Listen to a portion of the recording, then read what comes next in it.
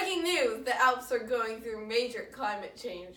Our friends at the agency EE are saying that nearly half of all ski resorts in Switzerland and even more in Germany, Australia, and the Pyrenees will face difficulties in attracting tourists and winter sports enthusiasts in the future.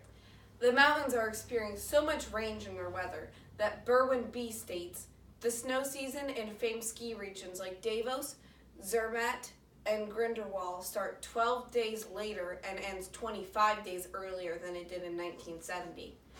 The shortened season is being caused by us humans, but we can stop this by burning less fossil fuels. We also know that most of the Alps plants are moving north uphill. Our research team looked in NASA's Jet Propulsion Laboratory and the Californian State Institute of Technology's article discovered that the solar variability of the main cause is the Alps problem.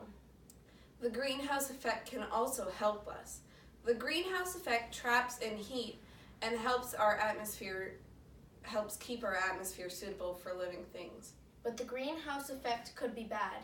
We could create too many greenhouse gases and keep a lot of unneeded heat trapped in our system.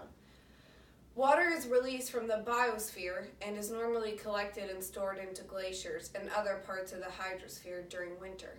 Then, in the summer, the frozen areas melt and flow into lakes and rivers.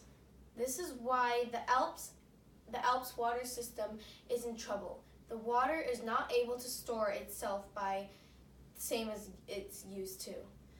Changes in the ocean's temperatures and currents and wind currents could affect the hydrosphere, atmosphere, and biosphere of the Alps by heating them up. The heat affects how often the water will freeze.